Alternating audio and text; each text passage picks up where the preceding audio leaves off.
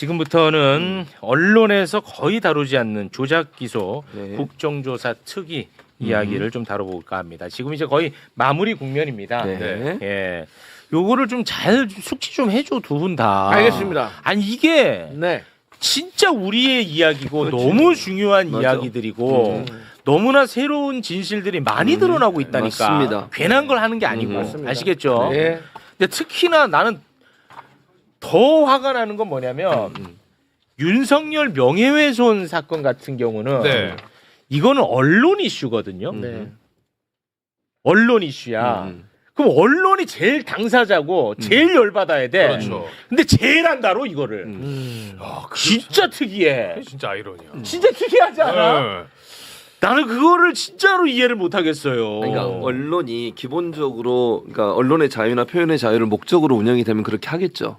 근데 정치적으로 표장돼 가지고 특정 이데올로기를 지향하고 지지하고 옹호하는 그런 입장이 있으니까 안 다루는 거예요. 네. 자기들은 도움이 안 된다고 생각해서. 그렇습니다. 자, 오늘 뭐 대장동 그리고 윤석열 명예훼손, 대북송금 통계 조작 관련해서 이야기를 좀 다뤄볼까 합니다. 그 국정조사 얘기 말고도 중요한 얘기를 하나 또 해드릴 게 있어서. 아, 좋습니다. 네. 야, 아, 왜 이제 왔어? 내가 진짜 얼마나 간절히 원했는데. 그 봉지욱 귀한 걸 알아야지. 맞아. 야, 우리 기자님이 뭐 언제는 왔다가 어머 내일 하시죠. 하라 그러고. 한 3, 40분 기다렸는데 내일 하시죠. 맞아. 시간이 없다. 맨날 뭐 배불쇼가 뭐냐 막 이러고. 죄송합니다. 그만 좀 처먹어라. 아, 죄송합니다. 네. 아, 그게 다 쌓이네. 쌓이죠. 농담이고요. 네, 알겠습니다. 우리 봉지욱 기자님 오셨으니까 저희가 요거를 한번 다뤘는데 네. 약간 좀 부연 설명을 듣고 싶어가지고 예. 요거 한번 다시 좀 보고 갈게요. 예. 자, 봉지욱 기자는 윤석열 명예훼손 사건으로 기소돼서 재판을 지금 받고 있습니다. 검찰은 이재명과 봉지욱과 대장동 일당들이 짜고 윤석열에게 죄를 뒤집어 씌우고 있다는 것을 세상에 알리고 싶어가지고 윤석열 명예훼손으로 기소를 해버린 거야. 네. 여기까지는 됐나요? 네. 예. 그런데 봉지욱 기자는요. 부산저축은행 부실 대출할 때 네. 브로커 이름 뭐야? 조우영. 조우영 오. 좋았다. 봉지욱은 조우영하고 통화한 적이 한 번도 없어. 네. 그런데 네. 검찰이 봉지욱하고 조우영이 통화한 것처럼 녹취서를 만들었어. 이거를 이렇게 봐봐. 네. 이 몰랐지? 그럼 판사는 요걸 보는 거예요? 요거를 만들었어. 통화한 적이 없거든. 없는데 근데 여기 봐봐, 맞지? 있는 것처럼 네 번이나. 네 번이나 한 번도 한 적 없어. 조작이네. 조작이네. 좋았다. 어. 조작 걸렸어 이번에. 네. 그래가지고 이 조작한 담당 검사가 그 유명한 네. 강백신이야. 또 강백신이야. 강백신한테 아. 현장에서 물어봤어. 네. 근데 거기서 또 거짓말을 하는데 봉지욱한테 그 자리에 같이 있었어. 같이 있었어. 자, 일단 영상 보고 오겠습니다. 네. 이제 녹취록 저도 처음 보는 거여서 제가 이제 그 공판 검사한테 확인을 해보니까 저게 아마 작성이 봉지욱 기자로 돼 있는 게 초기에 작성된 녹취록이라고 합니다. 그래서 수석 그 재판 과정에서 확인된 바로는 저게 이제 봉지욱 기자님이 아니고 그 아래 있던 라정주 기자하고 통화한 걸 아마 속기 작성하는 과정에서 오류가 있었고 법정에서 이미 그건 확인돼서 오류가 지정된 것이라고 제가 보고를 받았습니다. 잠깐만. 아니 근데 저 말도 거짓말인데요. 재재판이잖아요. 재재판에서 녹취록이 현출된 적이 없어요. 오늘 검사들이 너무 거짓말해서 지금 제가 지금 적고 있습니다. 아, 시원해. 그러니까 우리 봉지욱 참고인 재판에서 이 녹취록이 현출된 적이 없다 이거예요? 저 녹취 제가 증인 신문을 받지도 않았는데 저 녹취록이 왜 나옵니까? 녹취의 당사자들이 나오지도 않았고 조우영 증인 할 때도 저 녹취서가 나오질 않았습니다. 현장에서 그냥. 나는 봉지욱이 뭔가 마동석 같더라고. 마동석. 그다음에 강백신이 얼굴을 봤었어야 돼. 자, 부연. 근데 이제 보면 전날 제가 이제 느낀 거는 강백신은 자기가 거짓말을 한다고 생각하지 않는구나. 무서워. 거짓말을 한 사람이 난 진실을 얘기하고 있다고 생각하는 거예요. 저 정도면. 무서워. 저 정도 저렇게 할 수가 없거든요. 전날 행동은 그런데 정말 임기응변에는 정말 강하구나. 아. 저거를 아마 본인이 해명이 잘 안 됐을 텐데 뭐 초기에는 어쩌고 저쩌고 그러고 재판에서 바로 잡혔습니다 이렇게 얘기를 하잖아요. 네. 근데 말이 안 되는 게 재재판 저는 매일 가잖아요. 네. 매번 매번 가면 제가 저 녹취록을 재판에서 봤어야 되는 거잖아요. 네. 저 녹취서는 재판에 나온 적이 없어요. 아예. 근데 이번에 제가 항상 말씀드리지만 제가 제 사건 기록을 안 봤습니다 아직. 근데 이번에 국정조사 때문에 이렇게 목록 정도만 쭉 살펴본 거예요. 근데 저는 조우영 씨랑 한 번 만났죠. 90분 동안 만나서 이야기를 했고 몰카를 찍고 그걸 또 이제 나중에 보도를 했는데 전화 통화를 제가 한 사실은 없습니다. 아예. 그리고 저 녹취록 내용만 봐도 팀장 봉지욱 팀장 얘기가 나와요. 녹취록에. 예? 봉지욱이 봉지욱 팀장 얘기합니까? 그러네. 녹취록 내용에 우리 봉지욱 팀장 한번 만나시죠. 그러니까 제 저기 팀원이었던 라정 PD가 통화를 한 건데 근데 왜 저렇게 했을까를 생각을 해보면 JTBC가 사과 방송할 때도 그렇고 검찰의 그 논리가 뭐냐면 봉지욱이 조우영을 만나서 윤석열을 만난 적이 없다고 들었는데 봉지욱이 그거 기사에서 뺐어. 일부러 뺐어. 악의적이야. 이거잖아요. 제가 조우영을 만났을 때는 2021년 10월 26일에고 동아일보 그분 보도가 10월 9일에 있었어요. 그분으로 난리 났을 때입니다. 조우영을 만나서 제가 윤석열을 물어볼까요? 그분을 물어볼까요? 그분이지. 그분을 물어봤고 조우영이가 유동규입니다라고 답변을 해요. 거기에 근데 제가 그걸 그때 보도 못합니다. 왜? 조우영의 주장이잖아. 이래서 위에서 보도를 막더라고요. 위에서가 어디 위에? 데스크. 아니 그러니까 그 데스크가 무슨 방송국인데? JTBC 때. 뉴스타파가 저 아니고? 방송을 그때 이제 못하게 됐는데 그래서 제가 알았다라고 하고 이후에 검찰 수사 기록과 정영은 녹취록을 제가 입수했잖아요. 그래서 제가 이제 그때 보도를 한 거죠. 근데 일단 진짜 임기응변 하나는 제가 인정했습니다. 그러니까 인정을 했는데 저한테 용코로 걸린 거죠. 저는 그렇지. 거짓말을 너무 많이 해서 저것뿐만이 아니고 와. 거짓말 너무 많이 해서 제가 저걸 딱 보고 재창희 형을 실장님으로 바꾼 게 우연이 아니구나. 확신을 갖게 됐죠. 와, 근데 우리가 지금 언론을 통해서 거리감을 두고 봐서 그렇지. 내가 저런 사람 만났다고 생각해봐. 그렇죠. 근데 저 사람은 예를 들어 조작을 해. 근데 조작하고 있다라는 것도 저놈은 못 느끼는 것 같아. 내가 볼 때는. 스스로. 그러면 진짜 하늘이 무너지잖아. 이게 왜 조작이에요? 막 이러면서 막. 그러면 나는 진짜 뭐 어떻게 할 수가 없을 것 같아. 그러다가 이제 감옥 가가지고 한 550일 억울하게 살아봐. 그렇지. 진짜 화병 나는 거지. 화병 나지. 그리고 저 자리에서 봉지욱 기자가 없었으면 다른 사람들은 또 모르고 또 그냥 뻥치고 할 거야. 그렇지. 그러면 아마 종편에서 다뤘을 거야. 그렇지. 야, 이번에 놀랐답니다. 바로 아무 말 잡았다. 못합니다. 막 그러고. 자, 이거 봤죠. 자, 그리고 또 이 검사놈들이 어떤 식으로 강압 수사를 했는지 한 장면 요 우리 김동아 의원님이 좀 보고 싶다고 해서 저희가 준비를 했는데요. 그 쌍방울 김태헌 본부장이라는 사람이 있어요. 김태현 본부장. 김태헌 본부장. 예. 이 사람이 국회에 이제 나왔는데 이 사람은 이제 변호사비 대납 수사를 이제 받았어. 원래 변호사비 대납으로 시작했는데 시작을 대북 했지. 송금으로 간 거잖아. 맞아요. 변호사비 대납 수사를 받을 때 어떤 식으로 강압 수사를 했는지 검사들 실명을 거론하면서 폭로를 합니다. 함께 보겠습니다.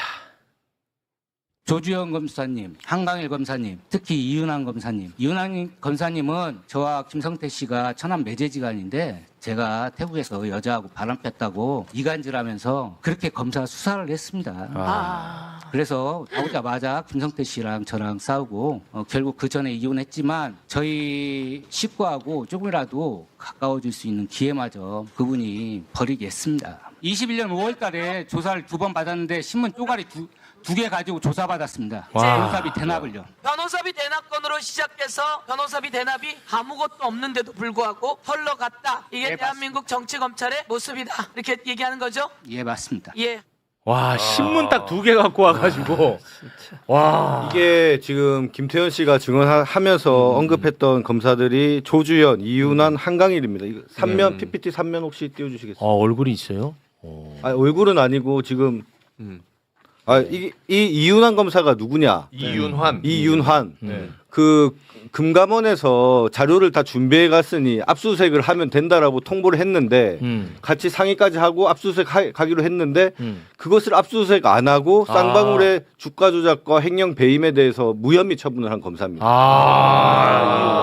우리가 박상용하고 뭐 송미경, 뭐 김영란 검사, 대북 송금 검사만 지금 집중하고 있었었는데 지금 15층 그러니까 이따가 박용철 영상도 잠깐 가능할 것 같은데 거기서 보면 어떤 얘기가 나오냐. 13층에서 대북 송금하면서 이화영 부지사나 여러 사람들이 검찰이 협조를 하면 15층 그러니까 그들은 15층이라고 부르더라고. 15층이 뭐냐. 쌍방울의 배임, 횡령 배임, 주가 조작을 수사하는 검사들이 분위기가 좋았다. 이렇게 얘기를 합니다. 그러니까 그러니까 이 김성태 입장에서는 아니 이걸 대북 송금 협조를 해주니까 주가 조작과 횡령 배임을 좀 빼주겠구나.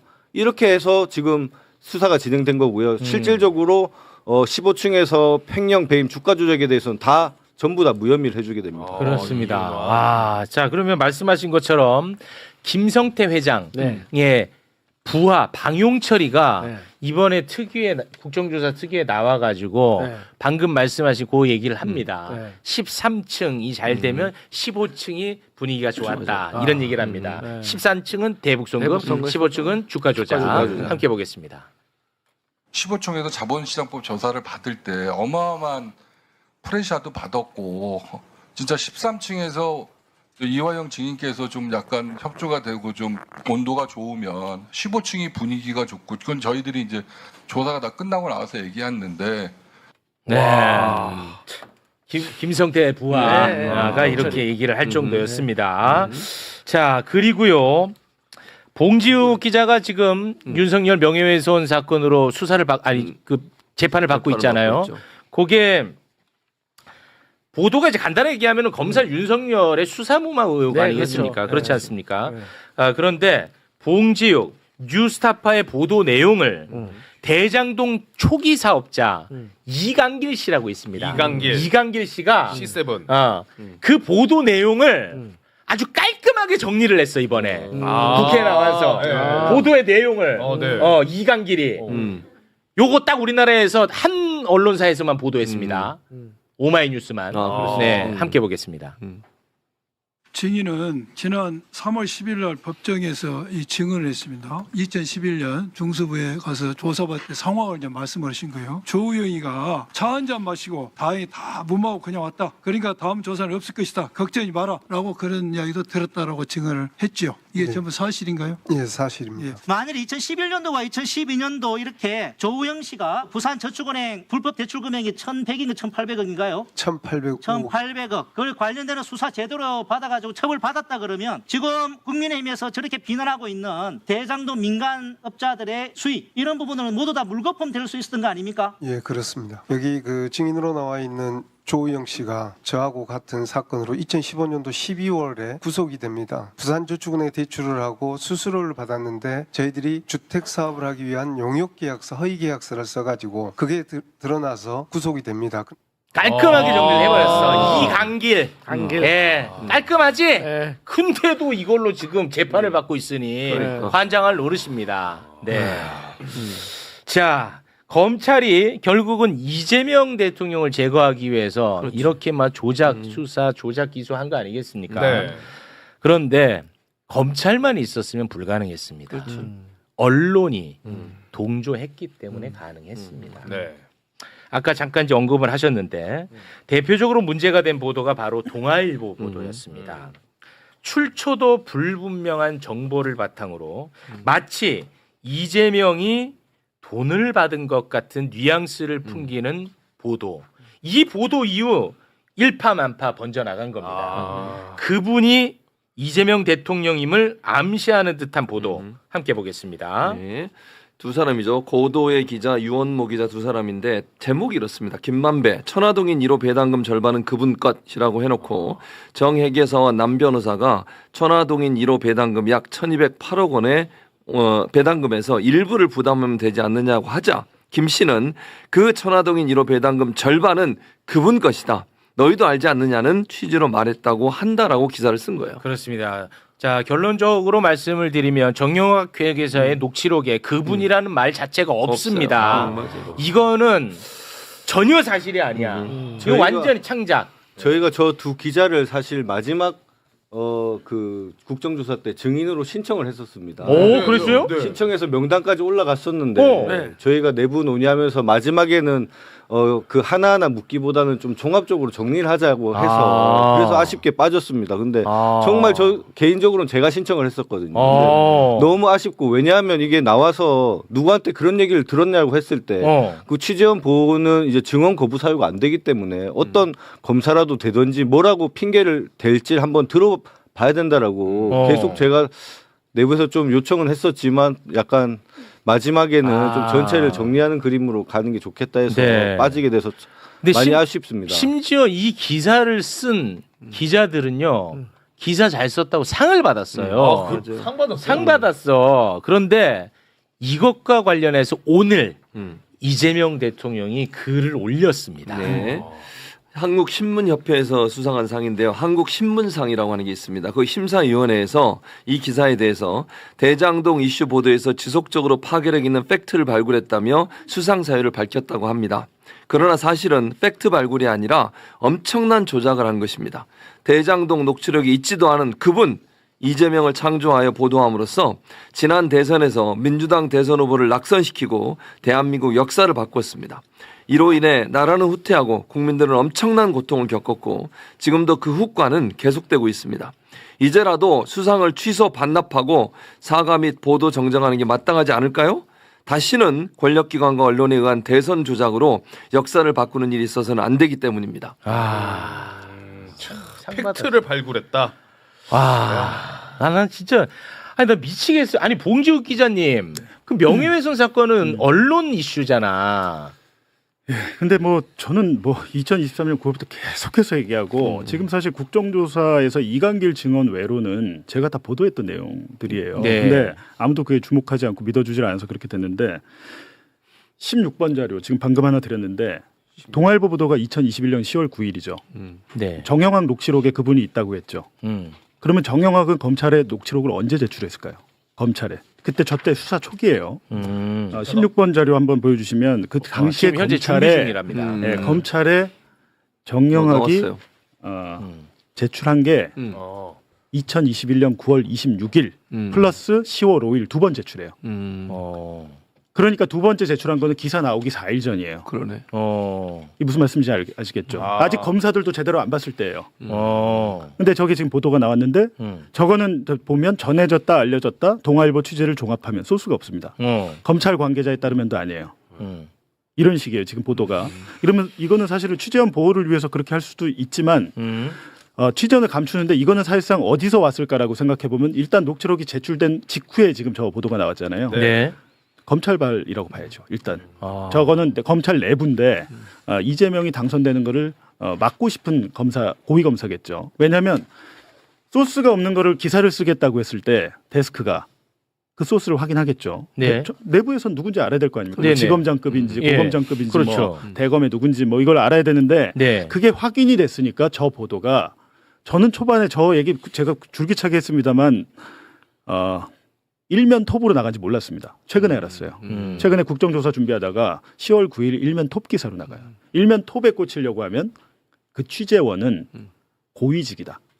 검찰 고위직. 검찰 고위직이다. 왜냐하면 청영 녹취록 지금 검찰청에 들어온 지 얼마 안 돼서 내부적으로 제대로 보지도 않았을 때 저게 갔다는 것은 목적을 가지고 없는 내용을 퍼뜨린 거죠. 녹취록이 일단 제출했다는 기사가 많이 나왔을 때 저희가 1기 수사팀이 수사를 잘했다라고는 하지만 그 수사팀 내에서 2기 수사팀까지 이어진 검사가 있습니다. 있고 그 검사가 거의 윤석열의 빨대 역할을 했다라고 저희는 다 보고 있고요. 그렇기 때문에 그 검사나 안에 이제 1기 수사팀 몇몇 검사들이 분명히 윤석열이나 윤석열 사단의 검사들한테 저런 정보를 줬을 거다. 안에 뭐 그러니까 있다는 정보가 아니라 이런 녹취록을 보니까 이런 취재가 있을 것 같다라는 정보를 흘리고 그게 또 언론과 결탁해서 저런 보도가 나왔지 않나 싶습니다. 저희는. 아니 그럼 만약에 그 검찰 고위직이 이거를 기자한테 줬다면 완전히 지어서 준 거잖아요. 그러니까 이제 그분이라는 게 없는데. 그러니까 저 없는데. 사실은 저 기자들이 어떤 목적을 갖고 있는지 모르잖아요. 근데 이용당했을 가능성도 있죠. 이용당했을 가능성. 아니 그러니까 언론사는 이용당했을 가능성도 있는데 검찰은 어찌됐든 이걸 창작을 한 거잖아. 그러니까 목적을 가지고 준 건데 아무튼 저 기사 이후에 모든 언론이 그분 찾아 산만리로 난리가 났었죠. 그러니까 제가 조우영이 만나서 유동규가 그분입니다 하면 이 보도의 발자가 먹히겠습니까? 안 먹히죠. 그분 피켓이 지금 국회의사당 앞에 아직도 있어요. 대장동 누구냐? 그분은 누구입니까? 아직도 아직도 그러고 있어. 극우 사람들이 그 시위하고 있습니다. 근데 그분의 정답은 발표가 돼. 물론 그분은 없어. 근데 이제 그분은 유동규잖아요, 유동규. 아니 정영학 녹음 파일에 유동규가 그게 내 거라는 걸 어떻게 알아요? 말하고 다니니까 알지. 지 거라고 얘기해요. 그러니까. 김만배도 야 아무도 몰라 천화동인 1호가 네 거라는 거. 정영학 녹취록이 그렇게 나와요. 그러면 녹취록에 있는 것은 유동규라고 보도를 했으면 문제가 없는데.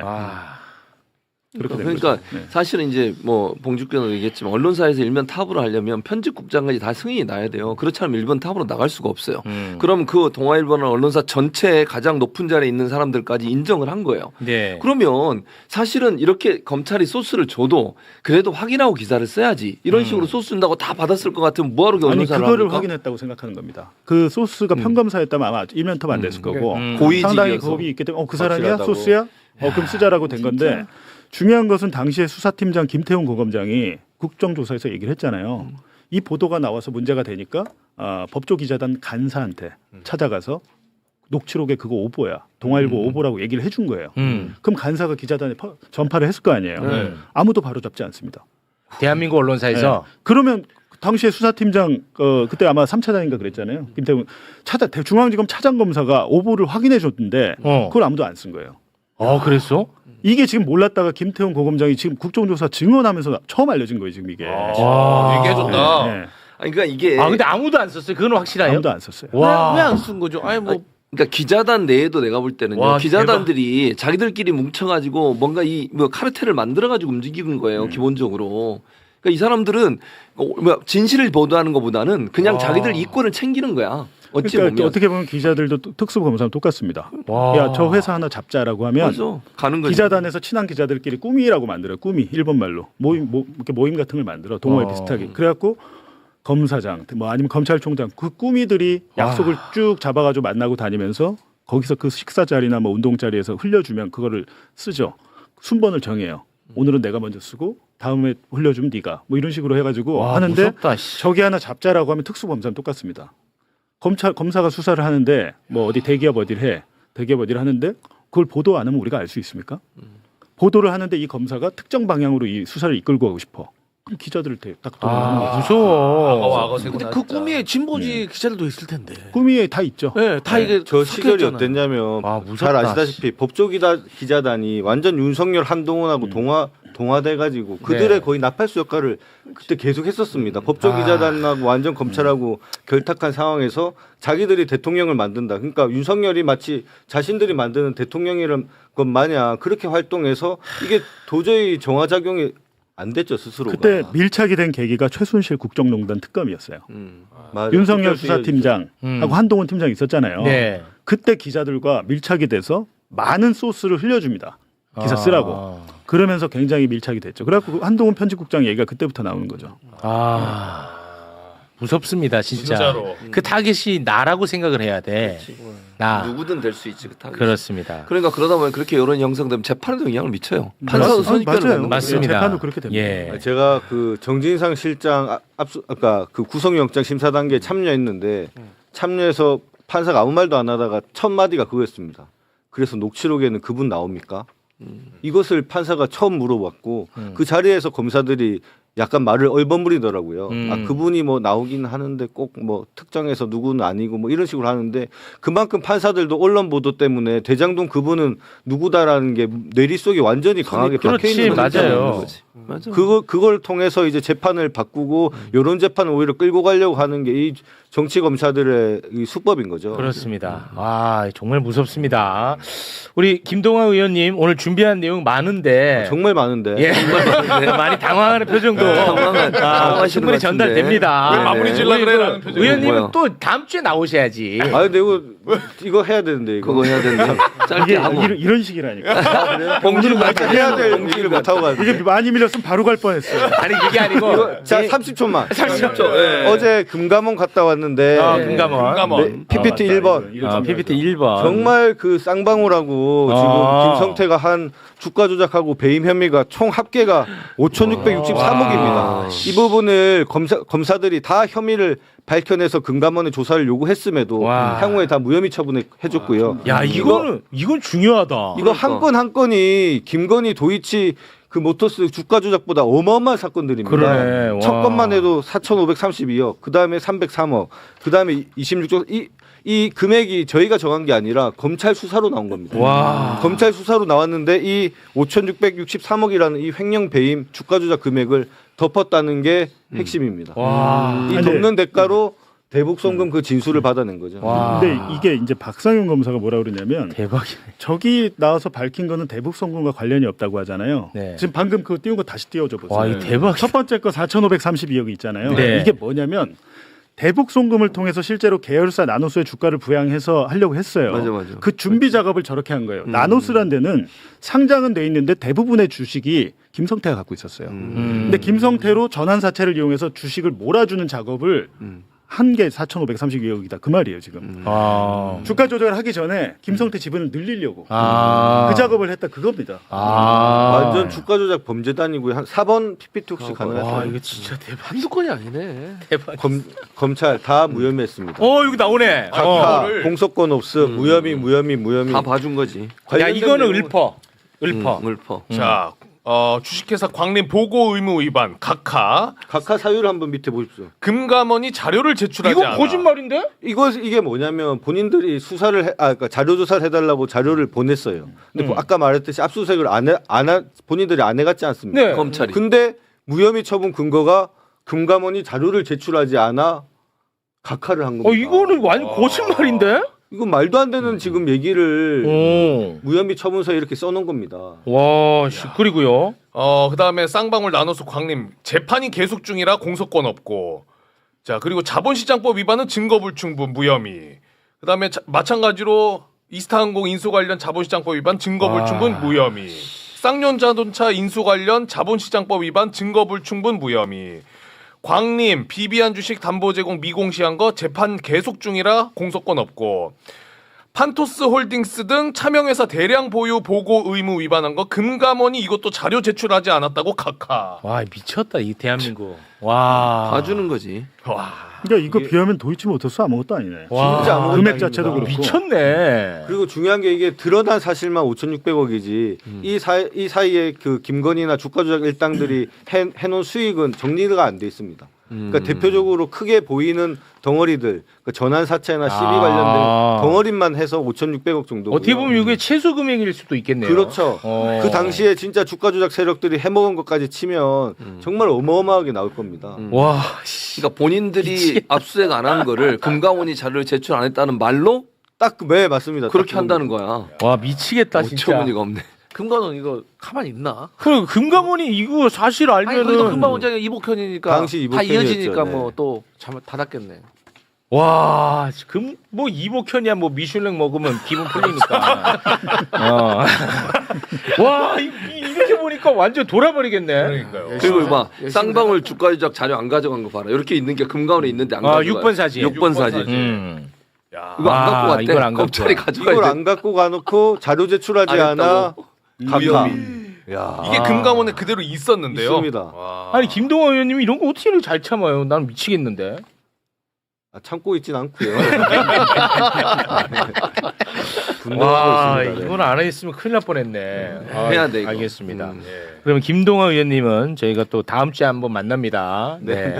김동완 의원님 진심으로 대단히 고맙습니다. 고맙습니다. 네, 감사합니다.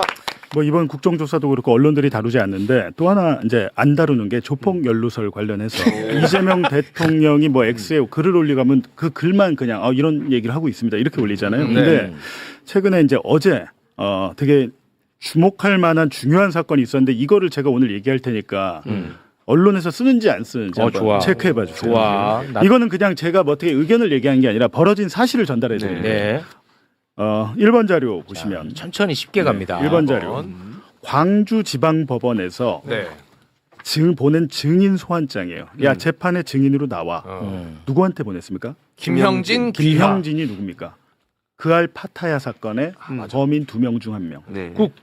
공범. 네, 그것이 알고 싶다에 나왔던 태국 파타야 살인 사건의 범인 중 1명이죠. 네. 나와라고 했는데 사건은 2025 고단 3340. 이걸 왜 제가 이제 숫자를 놔뒀냐면 법원에 들어가서 검색해 볼 수 있어요. 이 사건에 대해서 기록을. 이걸 그러니까 이제 다른 기자들 쓰려면 이거 알아야 돼. 네. 그래서 제가 이제 공개를 해놓은 거고. 오케이. 혐의는 무고죠. 무고죄. 김영진에 대해서 누가 무고를 했냐 봤더니 박철민 조폭. 박철민 4번 자료 기억하시죠? 2021년 대선 당시에 신기하게도 동아일보 그분보도 10월 국정감사에서 김용판이 조폭 박철민의 저 돈다발 흔든 거 10월 똑같이 10월에 일어났어요. 2021년 10월. 대선 초반에 일어났는데 어제 이제 법정에서 오후 2시에 박철민의 무고 사건에 대해서 순천교도소에 수감 중인 김영진이 교도관이 없어가지고 화상으로 등장을 했어요. 증인으로 등장을 했는데 무고 사건이 도대체 왜 일어났을까?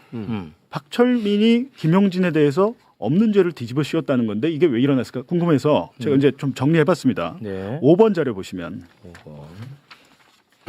조폭 이거는 이제 여태까지 제가 많이 말씀드린 거였는데 2017년에 이제 7월에 그할 1차 방송하잖아요. 네. 1차 방송을 하기 전에 이미 서울중앙지검은 성남국제마피아파를 수사하고 있었어요. 저때 중앙지검장 윤석열. 중앙지검 3차장 한동훈 수사를 하고 있는데 이제 그 알에 1차 방송이 나옵니다. 여기까지는 문제가 없었어요. 일단 1차 방송에서 그 알이 김형진이 베트남에서 도피하고 있는데 얼굴을 공개합니다. 이 사람 빨리 잡아야 된다고. 그래갖고 이듬해 김형진이 실제로 이제 그 제보를 해가지고 우리 그 경찰이 잡아요. 그래갖고 2018년 4월에 김형진이 베트남에서 체포돼서 압송돼서 와요.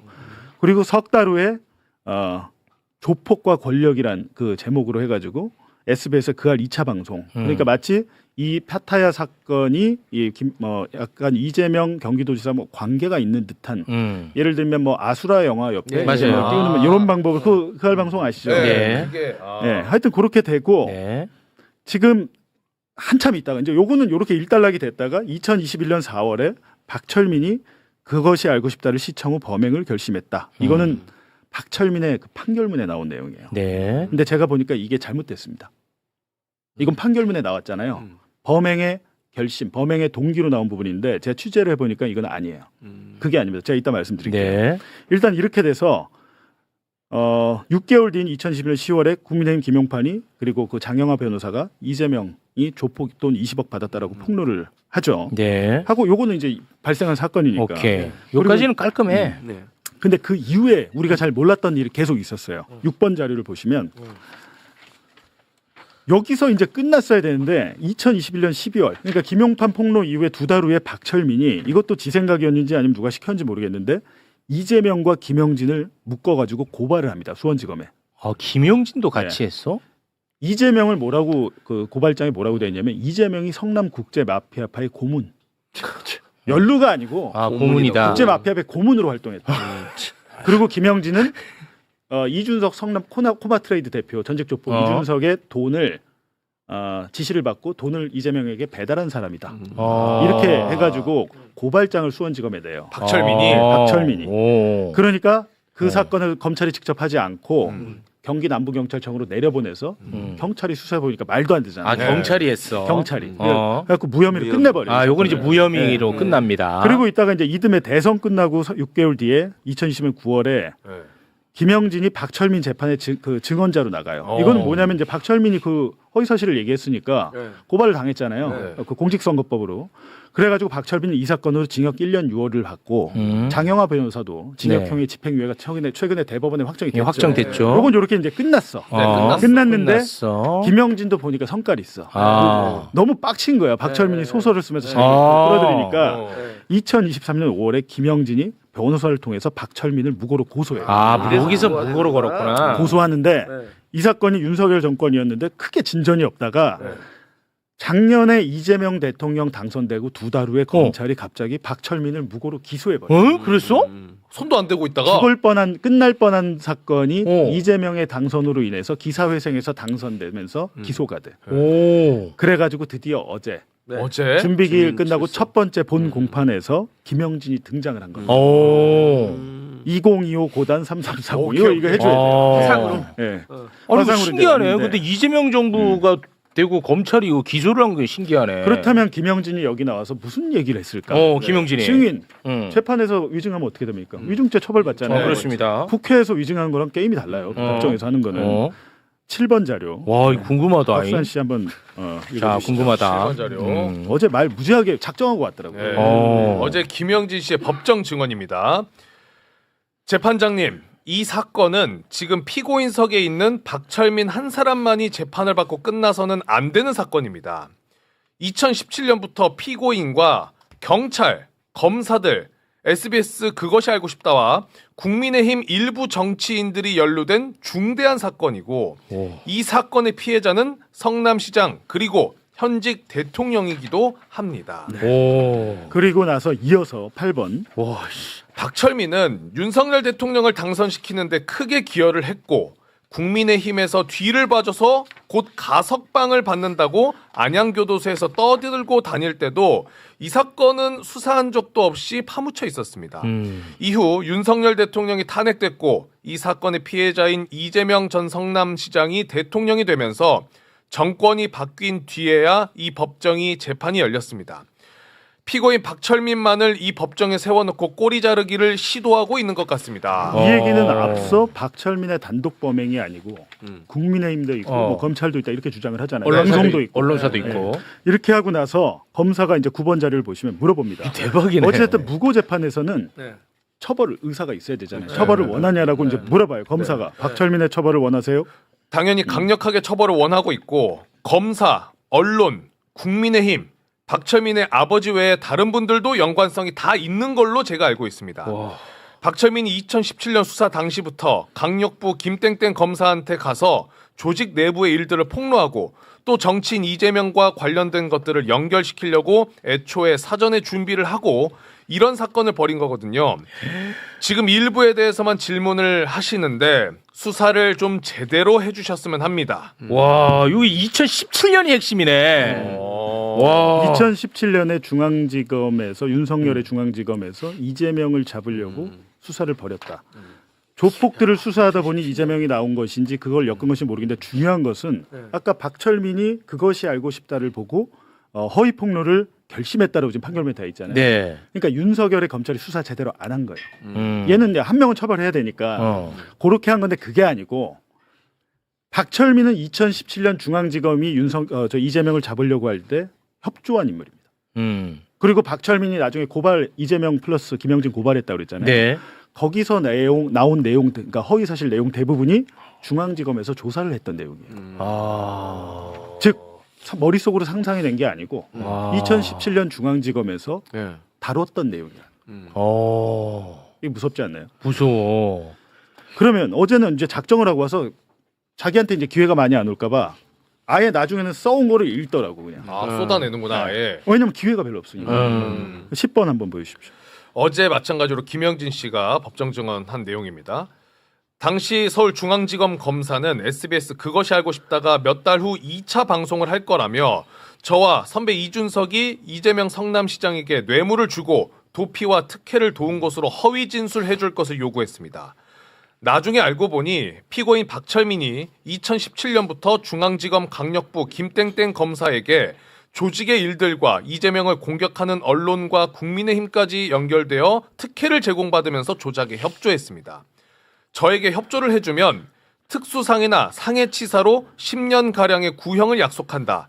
한 사람이 진술하면 주장이지만 두 사람이 진술하면 그때부터 증거가 된다고 했습니다. 엄청 구체적이야. 어제 이 말은 이제 주장이잖아요, 일단. 근데 김영진 말고 한 명의 증인이 더 있었습니다. 전직 조폭 임모 씨. 임모 씨도 2017년 중앙지검에 불려가서 조사를 받았대요. 받았는데 제가 오면서 다시 통화하면서 확인을 했는데 당시 이준석 코마트레이드 대표를 통해 가지고 이재명을 잡으려고 조사를 했다고 사실이다.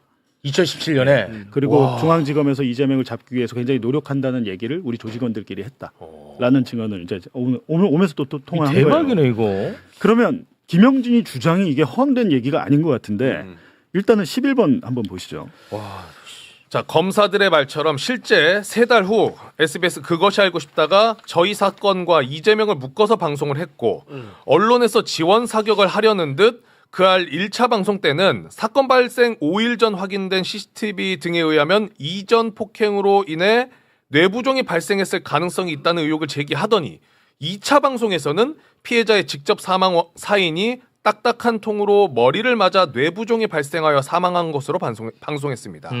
그리고 검찰이 똑같은 내용으로 살인 기소를 당합니다. 근데 이게 이제 김영진이 억울하다고 하는 부분인데 제가 수사 기록을 보니까 실제로 당시에 수사 결과 발표가 중앙지검에서 야구 방망이로 그 피해자의 뒤통수를 내리쳐서 잔인하게 여기 그러니까 둔기로 맞아서 이제 죽었다 이렇게 돼 있는데 이분이 태국에서 사망했잖아요. 태국에서 사망했으면 태국 수사기관에서 그거를 다 부검이고 뭐고 했을 거 아닙니까? 검안이고 그 검안 태국 자료를 보니까 두개골 정상으로 돼 있어요. 이렇게 머리에 이제 뭐 이렇게 그 폭행의 흔적은 있는데 뭐 둔기로 맞아서 여기가 함몰되거나 한 게 없어요. 근데 이게 지금 김영주의 주장이 뭐냐면 아까 상해치사하면 한 5, 6년이면 나옵니다. 징역 한 5, 6년이면 되는데 협조하면 그걸로 해주고 안 협조하면 넌 살인. 이렇게 했는데 실제로 자기가 협조 안 했더니 그할 방송이 나오면서 자기가 수사받았던 내용이랑 똑같은 내용의 방송이 나왔다는 거예요. 방송으로. 근데 지금 이 김영진의 주장 중에 그 재판 기록이나 이런 걸 보니까 뭐 법의학 뭐 전문가 등 누구도 했는데 다발성 장기 손상에 의한 그리고 그 출혈에 의한 사인으로 판명된다라고 이분들이 다 와서 얘기를 했어요. 야구 방망이로 뒤에서 맞아서 죽은 게 아니라고 얘기를 했어요. 그렇게 해서 2심 판사가 공소장 변경해야 되는 거 아니에요?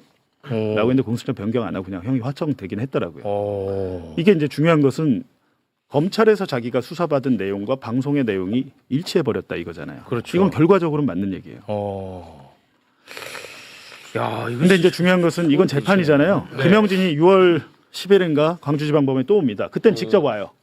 판사가 딱 들어보니까 내용 중요하잖아요. 화상으로 할 얘기가 아니야. 화상 증인이 안 돼. 우리가 저기 뭐 알아서 저거 할 테니까 법원에서 할 테니까 김영진 씨 그때 꼭 와서 여기서 얘기 다 해요. 좋아. 그때는 많은 언론들이 좀 들어가서 네. 이 재판을 참관하기 바라고요. 그리고 하나 또 제가 파악한 것은 이재명 조폭 연루서를 경찰이 사실은 대충 수사하고 덮은 게 많습니다. 그때 민주당도 고발하고 뭐하고 했는데 경기 남부경찰청 강력범죄수사대가 지금 이 이재명 조폭 연루설 관련해서 성남국제마피아파 조직원들을 조사하고 있습니다. 지금 재수사. 경기 남부경 재수사. 재수사라는 게 허위사실 유포에 대한 재수사를 얘기하는 거예요? 일단은 무고인지 뭔지 정확히 확인은 되지 않지만 지금 조사 연락을 받았다는 분들도 있고 라고 해서 근데 이분들 얘기로는 뭐냐면 자기가 이제 수사관한테 전화를 받기로는 박철민의 무슨 단순무고 이렇게 사건을 보는 것 같지 않다. 배후. 박철민의 단독범으로 끝났잖아요 사건이. 단독범으로 보는 것 같지 않다. 배후가 누군지 찾으려는 것 같다. 라는 겁니다. 요 정도 얘기했으면 언론도 이제 경기 남부청에 전화해서 써야 되잖아요. 만약에 경기 남부청이 진짜 그거 지금 수사하고 있다면 이거 엄청 큰 수사가 될 것 같은데. 제가 그래서 이제 말씀드린 이제 시작이다 이거는 이렇게 되면. 와, 2017년 서울중앙지검에서 이재명을 잡기 위해서 조작을 했다는 거야. 지금 그게 이상해요. 이해가 안 가. 그때 윤석열이가 중앙지검장이었다. 그렇습니다. 아니 그때만 해도 본인을 중앙지검장 시켜주고 검찰총장 시켜줄 건데 공을 세우고 싶지 않겠어요? 누가 시켰을 거 아니에요. 공을 세우고 싶지 않겠습니까? 누가 그때 시켰을 거 아니에요. 이재명 그 전에 이제 대선 출마를 했으니까 네. 문재인 후보랑 이재명 후보 얼마나 많이 다퉜습니까? 서로 다퉜긴 네거티브 했죠. 엄청 했어요. 예. 그러니까 이재명을 잡아 족쳐서 공을 세우고 싶은 마음이 아니었을까라고 추정을 하는 거죠. 누가 시키지? 와, 진짜 이 무서운 얘기입니다. 이거는 계속해서 진행될 사건이니까 저희가 관심 있게 지켜보도록 하고요. 봉지욱 기자와는 여기서 인사를 나누겠습니다. 대한민국을 미국을 활용해 가지고 대한민국을 망가뜨려는 세력이 너무 많아 지금. 맞아요. 진짜 근데 심각해. 이게 간단한 문제가 아닙니다. 그게 사실이면 매국노 아니에요? 매국노입니다. 매국노입니다. 사실이라면. 때려잡아야 됩니다. 오늘은 이제 네. 쿠팡 쿠팡. 그리고 국민의힘 네. 요렇게 저희가 다뤄볼까 합니다. 네. 쿠팡 관련해서 대한민국에서 가장 관심을 많이 갖고 있는 분 중에 한 분입니다. 네. 이용우 의원님 박수로 모시겠습니다. 네. 안녕하세요. 이용원입니다. 네. 최영님, 네. 우리 지역에 네. 그 호남야구의 대균성 회장님이 네. 매불쇼 최욱 씨 찐팬이라고 꼭 전해달랍니다. 전달만 하면 되는 거예요. 예. 너무 사소한 민원. 난 또 몰라. 또 까달 일이 있나. 나온 줄 알았어. 감사합니다고 한마디 해주세요. 예. 네, 고맙습니다. 네. 저는 영남인데 또 호남 양호에서까지. 네. 호남 향후면 저를 좋아해야 되는 거 아니에요? 대단히 고맙습니다. 고맙습니다. 네, 고맙습니다. 오랜만에 쿠팡 이야기를 해볼까 합니다. 한국에서 돈을 버는 쿠팡이 한국에서 그 본 돈을 활용해서 한국을 공격하는 데 활용하고 있습니다. 와, 진짜. 이게 정말 얼마나 사람 화딱지 납니까? 진짜 난 너무너무 화가 나는데 쿠팡이 로비를 통해서 이렇게 하고 있어. 근데 쿠팡의 로비 지출액이 대폭 늘었더라고요. 그렇습니다. 2025년 4분기에 89만 달러, 우리 돈은 13억 원이었는데요. 2026년 1분기 178만 달러, 26억 원, 2배로 늘었습니다. 근데 로비의 대상이 미국의 벤스 부통령실까지 포함이 되어 있어. 실제로 김민석 총리가 미국 가갖고 벤스 부통령 만났을 때 벤스가 쿠팡 얘기했잖아. 맞아요. 거기까지 그 로비가 닿고 있습니다. 네. 그런데 쿠팡 로비의 내용을 보면 진짜 괘씸하고 또 한편으로 위험합니다. 네. 쉽게 말해서 우리 대한민국 정부가 쿠팡에 대해서 조사하는 것을 한미 동맹에 위협을 가한다. 이 논리를 로비하고 있는 거야. 쿠팡에서. 쿠팡에서. 지들이 개인정보 유출한 거는 얘기도 안. 근데 얘네 불법을 저지른 것을 우리나라 기관이 수사하는 것을 한미 동맹을 한국이 파괴하려고 한다라는 논리를 개발해서 로비가 들어가고 있다는 거야. 네. 로비의 내용 중 일부분만 소개 부탁드립니다. 네. 미국과 한국 등 동맹국 간의 경제, 통상, 유대 강화 노력에 대한 논의.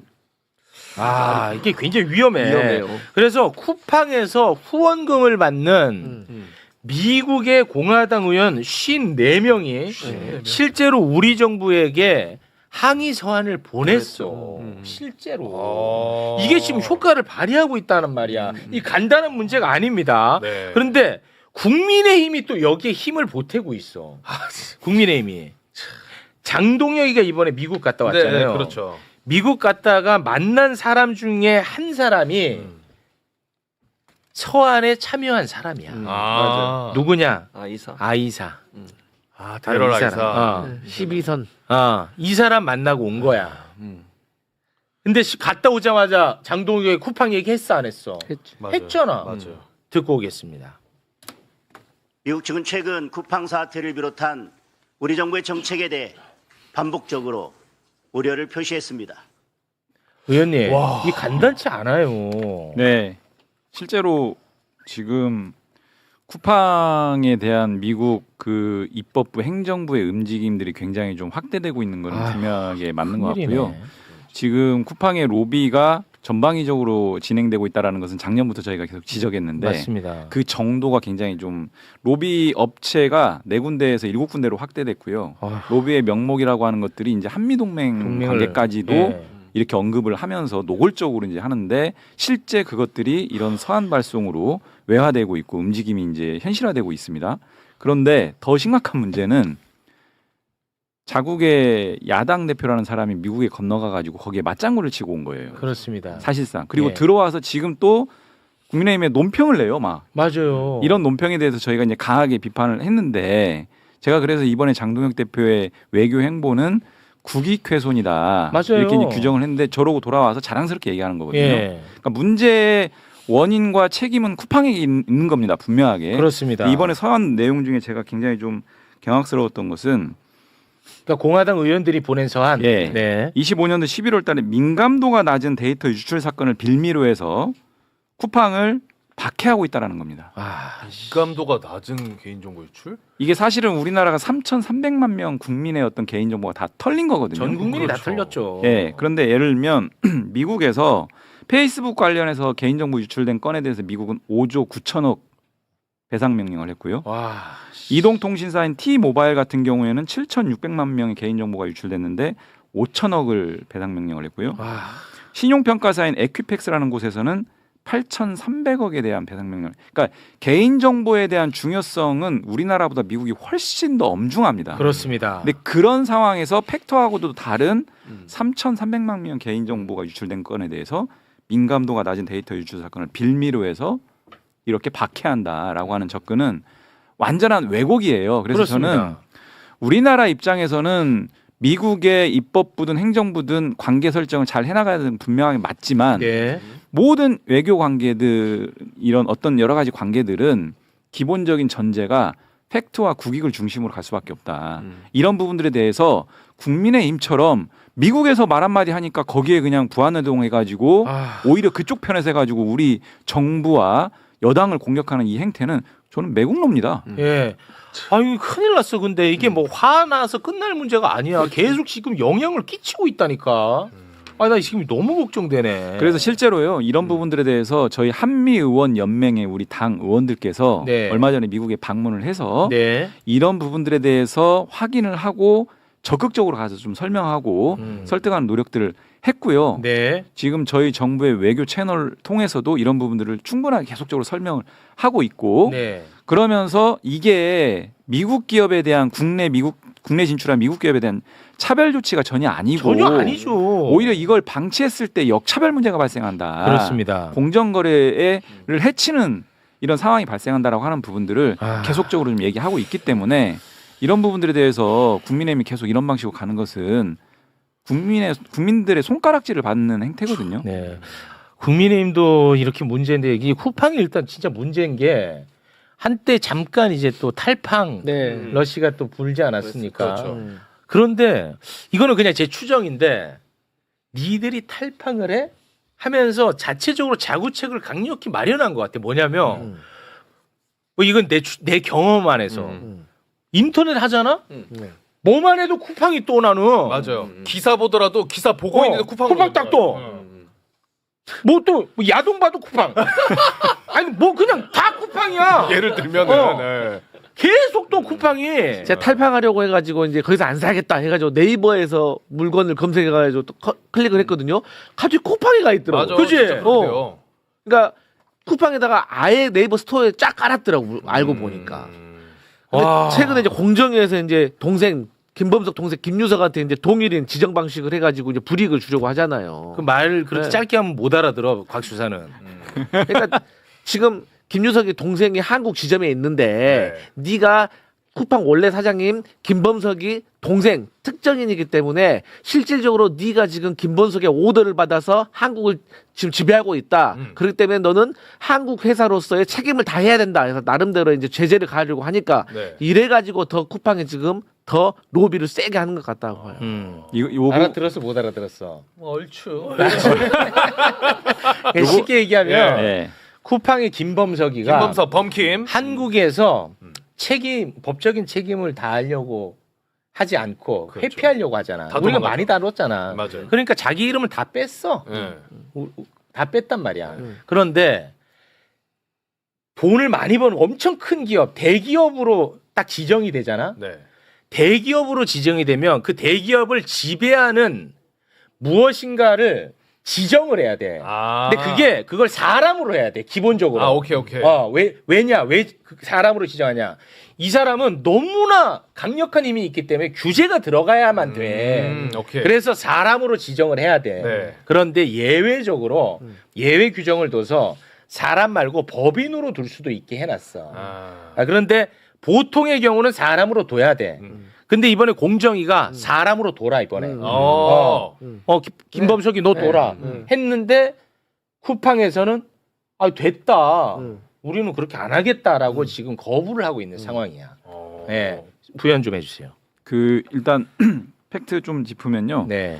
현재 쿠팡 관련해서는 그 동일인 소위 말하는 기업 집단의 총수가 법인으로 돼 있습니다. 법인으로 지금 돼 있죠. 예외 규정이 적용돼서 예외 요건에 해당된다고 해서 지정이 돼 있는데 5월 1일 그 전에 이 부분에 대한 그 예외에 해당되는지 여부에 대한 재판단을 해가지고 동일인을 사람 즉 범킴으로 할지 여부를 결정을 해야 되는 상황이에요. 그렇습니다. 5월까지인가요? 예, 지금 이제 며칠 안 남았습니다. 네. 다음 주면 아마 결과가 나올 것 같은데요. 이런 움직임이 있으니까 쿠팡이 막 움직여요. 그래서 반박 입장문 내고 막 지금 난리 움직여요. 났어. 근데 이게요, 우리가 계속 말하지만 쿠팡에 대한 의도적 차별 또는 의도적 규제를 위해서 이런 접근들을 하는 것이 아니고 실제 상황을 보는 겁니다. 왜 이런 검토를 하게 됐냐면 작년 연말에 쿠팡 청문회를 저희가 했지 않습니까? 그렇습니다. 그 상임위 연석 청문회를 했잖아요. 네. 그 과정에서 범킴 동생인 김유석이 한국 계열사의 부사장으로서 실질적인 임원으로서의 역할을 했다라고 하는 것이 드러났습니다. 네. 그래서 그 예외 요건 중에 말하자면 우리 말씀하신 것처럼 계열사에 친족이 관여하면 안 된다라는 게 있거든요. 그렇지. 근데 그게 사실 드러난 거야. 그러니까 더 이상 예외로 법인을 동일 총수로 지정할 수가 없게 된 상황이 확인됐으니 이 부분은 당연히 범킴이라는 사람으로 가야 된다. 이제. 그렇지. 이런 상황이 있었고요. 이 부분에 대해서 저희가 청문회에서 확인했던 내용 이외에 공정거래위원회가 다양한 각도로 자료도 취합하고 여러 가지 조사를 했을 거 아닙니까? 네. 그거를 종합해서 다음 주면 아마 결론을 낼 것으로 보여지는데 기사는 이미 그렇게 변경된다라는 게 유력하다는 기사가 나왔는데 아직 결정된 건 아니고요. 네. 다음 주 지켜봐야 되는데 저는 이 법인 동일인이라고 하는 것에 대한 예외는 말 그대로 예외이기 때문에 다시 원칙으로 돌아가는 과정이에요. 그렇습니다. 그리고 실제 이게 공정거래법 시행령 38조 문제거든요. 그 규정에 따라서 한국 법령에 따라서 하는 절차기 때문에 무슨 의도를 가지고 없지. 이런 게 아닙니다. 네. 그런데 이런 부분들에 대해서 미국이 이러쿵 저러쿵 하는 것은 저는 내정 간섭이라고 봅니다. 저는 그렇게 봅니다. 한국의 법 절차 테두리 내에서 한국에서 기업 활동을 하고자 하는 것들은 그 범위 내에서 이루어져야 되는데 그렇죠. 네. 우리 미국 기업이니까 우리만 빼줘. 그럼 한국에 경영하면 안 돼요. 그렇지. 나가야 돼요, 그냥. 그리고 이게 가장 결정적인 차이가 뭐냐면 이런 얘기 하니까 이제 쿠팡에서 뭘 끌어오냐면요. 그 SOL 건을 끌어오고. 와, 진짜. 그럼 빈살만 그 사람을 동의로 해야 되냐? 지금 경실련에서 계속 동일인 지정 촉구하고 있거든. 네. 그러니까 쿠팡이 이 싸가지 없이 이렇게 입장문을 냈어. 야, 그럼 SO일도 빈살만 왕세자를 동일인으로 지정하라. 지정하고. 총수로 지정. 이거는 이게 동일선상에서 비교할 수 있는 문제가 아니거든. SOL은 국영기업이란 말이야. 비아냥거리는 거네. 국영기업. 완전 논리가 너무 좀 뭐 속된 말 허접합니다. 허접한데 아무튼 요런 상황에서 이 김범석에 대한 동일인 지정 변경 건은 국내 법령에 따른 합법적인 절차 진행이다라고 하는 부분을 분명하게 다시 말씀드리고 오히려 이 틀거리를 벗어나고자 한다면 한국에서 기업 경영하면 안 된다. 네. 그리고 다른 여타의 외국계 기업, 외국인 투자 기업하고 이 쿠팡하고 결정적 차이는 다른 기업들은요. 대체적으로는 전 세계에 또는 미국 본사에 많은 역할들과 매출 창출을 합니다. 근데 사실 쿠팡은 한국 빼면 없어요, 사실상. 그렇지. 그러니까 그래 열받아 나는 그래서. 이 총수 지정의 제도 취지하고 정확하게 부합하는 거예요. 예. 이 국내에서 거의 다 기업 경영을 하는 과정에서의 이 몇몇 사람들의 사익 편취를 막자라는 게 이 총수 지정 제도거든요. 네. 딱 그 꼴입니다, 지금 쿠팡이. 이거 제가 뭐 소비자분들의 불편을 뭐 요구할 수 있는 입장은 아니지만 제가 주변에 얘기를 들어보면 쿠팡 안 써도 편하대. 처음에는 쿠팡 아니면 안 될 줄 알았대. 근데 탈팡 이번 했잖아. 다 많이 해보니까 대체가 된다는 거야. 실제로. 맞아요, 진짜. 그냥 얘기하신 것처럼 저도 네이버에서 사면은 불편한 거 있어 없어? 나는 나는 원래도 안 썼지만 똑같이 살 수 있어. 맞지? 근데 사람들은 쿠팡만이 뭐 새벽 배송이 있고 엄청 편한 줄 알아. 그러니까 이제 처음에 익숙하니까 또 이제 해보면 아니라니까. 주소라든지 결제라든지 입력하는 게 좀 귀찮은데 그거 하면 됩니다. 그리고 저는 이 상황에서 뭐가 문제냐면 그러니까 장동혁 네가 지금 하고 있는 행동이 뭐냐 이거예요. 그렇지. 그리고 국민의힘 너희들도 빨리 밝히라 이거예요. 좋았다. 아이사 만나가지고 너 무슨 얘기한 거야? 우리가 좋았어. 너 우리의 법대로 쿠팡도 따라야 된다고 얘기를 한 건지 아니면 아이고 그것도 제가 잘 받들어가지고 한국 가서 제가 한번 싸워보게 이거 한 건지 밝히라 이거. 좋았어. 말 나온 김에 그러면 장동혁 이야기 잠깐 하나만 더 합니다. 짧게. 네. 장동혁은 대한민국 귀국까지 미루면서 만났던 미국 국무부의 차관보라는 뒤통수 막 엄청나게 자랑했죠. 예. 나 이렇게 대단한 사람이라고 자랑했죠. 그런데 저 뒤통수가 누군지는 밝히질 않았어요. 예, 외교 관례상 밝힐 수가 없대. 네. 그런데 JTBC가 누군지를 밝혀냈습니다. 장동혁은 외교 관례상 누군지 밝힐 수 없다고 했는데 JTBC가 미국에 물어보니까 바로 알려줬대. 미국 국무부의 차관보가 아니라 미국 국무부의 차관의 비서실장이었더라. 그게 누구냐? 개빈 왁스. 개빈 왁스. 저 턱수염 비슷하네. 93년생이고요. 나보다 동생이네? 부정선거론자. 개빈 왁스. 왁스. 그리고 무슨 대화를 나눴는지도 미국 국무부가 이번에 밝혔어요. 네, 미국의 국익을 증진하고 대변하기 위해 미국의 국익이에요. 미국의 국익이야. 미국의 국익을 증진하고 대변하기 위해 다양한 관계자들과 만나겠다는 미 국무부의 의지를 재확인하는 자리였어요. 진짜 열받지 않아? 저 국익이 쿠팡 말한 거 아니야? 와 진짜 열받잖아. 포함돼 그런데 있을 수 있죠. 이게 지금 알려졌잖아. JTBC를 통해서. 네네네. 그러면 나 같으면 장동혁이 얼굴이 화끈해질 텐데. 전혀 그러지 않아요. 노예 근성으로 가득 차 있는 장동혁 이 상황에 대해서 뭐라고 이야기를 했는지 영상으로 만나봅니다. 국무부 인사에 대해서는 저희들이 직급을 명확하게 그리고 그 이름도 명확하게 밝힐 수 없습니다. 대화 내용도 마찬가지입니다. 차관복급이라고 하는 것을 표기하면서 실무상 착오가 있었던 것 같습니다.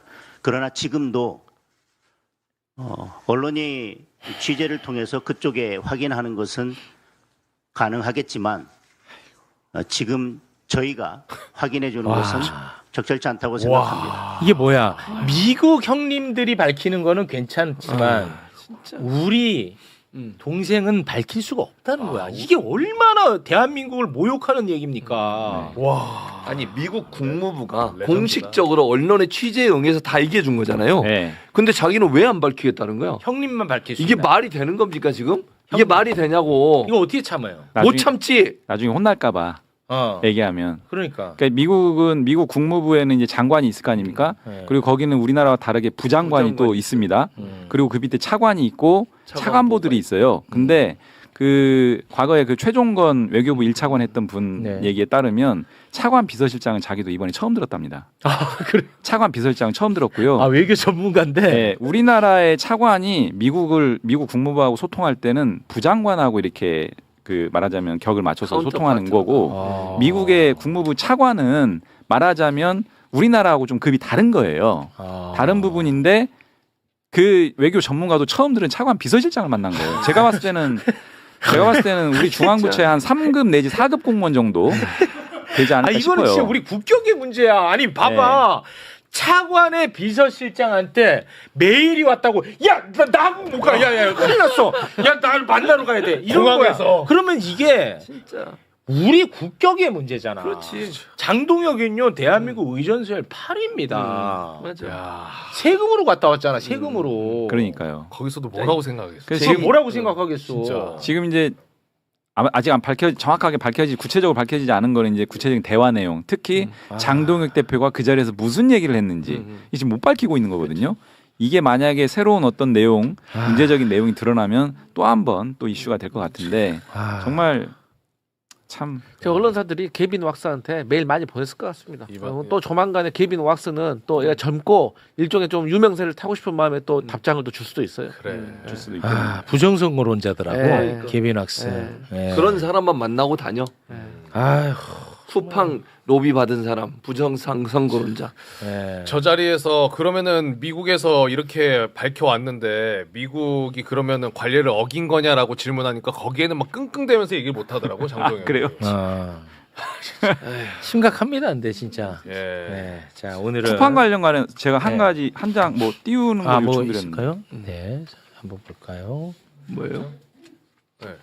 쿠팡에 대한 거짓 소문에 대한 예, 이게 과거 2019년에 쿠팡이 여러 가지 이슈가 발생하니까 와, 쿠팡이 올렸던 거구나. 진짜 역겹다. 예, 쿠팡 뉴스룸이라고요. 자기네들 그 입장 표명하는 와, 보도자료 내는 데네. 첫 줄이 쿠팡은 자랑스러운 한국 기업입니다. 거짓 소문을 바로 잡습니다. 쿠팡은 자랑스러운 한국 기업입니다. 와, 나 진짜 쿠팡 계속 애용해 주세요. 와. 2019년도에 그런데 지금 동일인 지정 김범석 하려고 하니까 우리는 미국 기업입니다. 미국 상장 법인이다. 왜 그러냐 이렇게 얘기해. 미국 상장 기업이니까 그리고 미국에서 또 규제받고 있는데 이중 규제다. 맞아.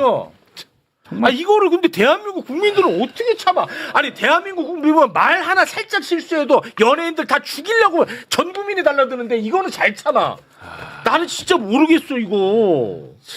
탈판해야 됩니다. 다시 캠페인 해야 됩니다. 쿠팡의 정말 위선적이고 이중적인 행태를 극명하게 보여주는 건데 하루 이틀이 아닙니다, 사실은. 그러니까. 이번에 분명한 제도적 조치를 강구해야 된다라는 말씀 좀 드리겠습니다. 단순히 그냥 국민들에게 피해를 주는 걸 떠나서 국가의 안보에 피해를 주는 맞아요. 거예요. 저 사람들이 로비해가지고 막 저렇게 국회의원 그 여야 의원들 있잖아요. 그 사람들 50 몇 명이 우리나라에 서한 보내게 하는 거 이게 우리나라의 안보를 위협하는 행동이에요. 맞아요, 진짜. 이게 뭐 하는 행동입니까? 이게 진짜 위험해. 이게 기분 문제가 아닙니다. 맞아요. 저는 쿠팡도 지적을 해야 되지만 이번에 서한을 보낸 공화당 54명의 의원들 있잖아요. 네. 저는 그 의원들한테 지적하고 싶습니다. 이거는 굉장히 후진적 외교관계에서도 이렇게 안 합니다. 그렇지. 아니 일개 기업 개인의 그 어떤 신변 문제 가지고 그 대외적인 국가 간의 외교 안보 고위급 외교 안보 협의를 거기 그 걸어놔 버렸잖아요. 근데 우리는 한 해 얼마나 만에. 우습게 보면 이렇게 하나 싶어요, 저는. 그러니까 그런 부분들에 대해서는 목소리를 분명히 내야 그렇습니다. 돼요. 아니 어떻게 대한민국 그런 나라 아니다. 옛날 윤석열 때 생각하면 안 돼, 너네도. 우리 그렇지 않아요. 아, 이거 어떻게 이거 참어? 이 쿠팡을. 잘 참아 근데. 아니 근데 그 미국에서 보낸 것도 문제지만은 그거를 또 받아가지고 얘기하는 장동혁이나 국민의힘은 이거는 그거 보낸 사람이랑 만났잖아. 그러니까요. 어찌 보면 가서 부추기고 온 거잖아. 장동혁 대표가. 그런 거예요. 만나가지고 그리고 와가지고 쿠팡에 대해서 뭐 심각하게 생각하고 있더라. 네. 한국 뭐 하는 정부 겁니까, 난처하게 하려고. 그렇습니다.